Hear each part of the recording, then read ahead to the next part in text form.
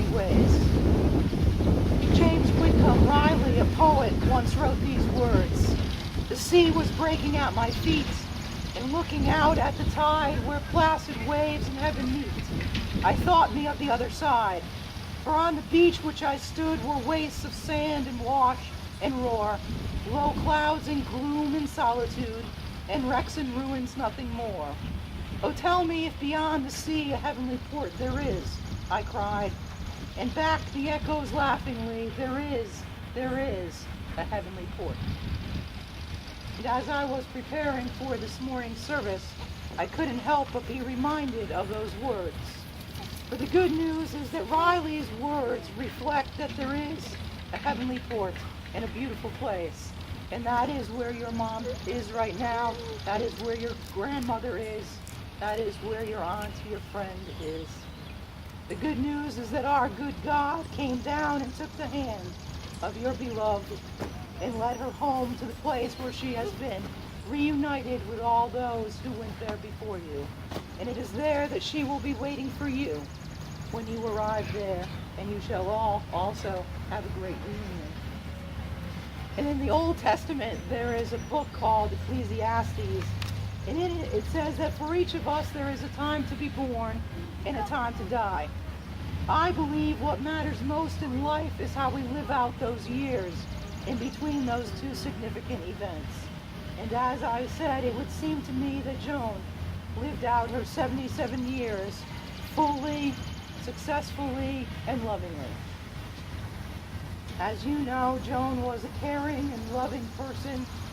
She had great passion for people, which is made clear by her profession as a compassionate registered nurse for many years. She was well educated and a hard worker.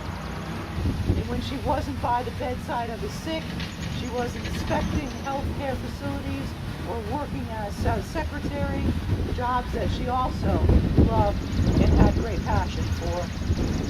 And according to one of her colleagues, while she was in nursing school, her friends would say, her friends and she would get together oftentimes and sing the hymn, "We Are Climbing Jacob's Ladder." And I would guess, knowing the words of that hymn, that she and her fellow students might have wanted that schooling process to be over for them. They wanted to get to the top of that ladder, which was graduation, as quickly and as soon as possible. And I believe that the one we return to the earth today was one who was very strong and very adaptable.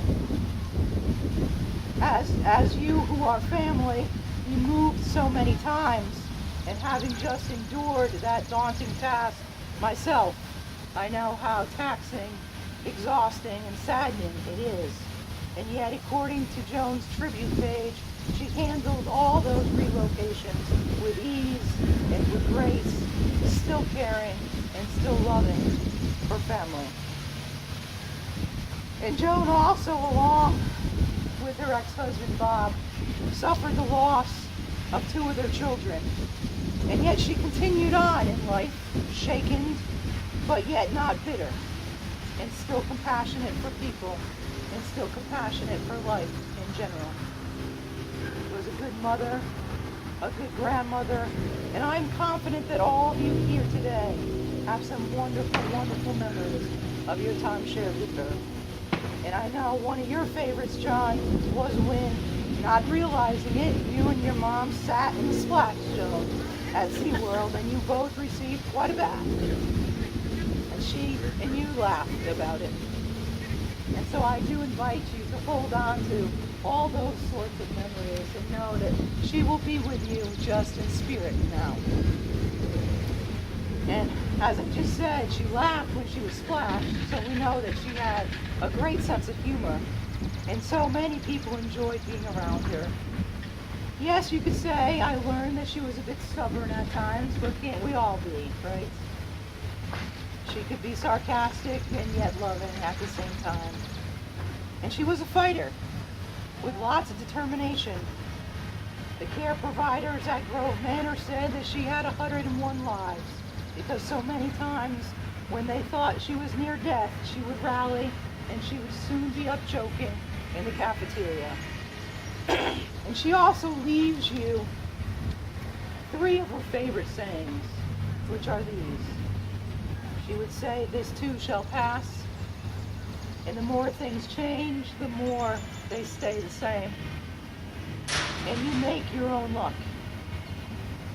These are great things for living the life that we do, often busy and stressful and complicated.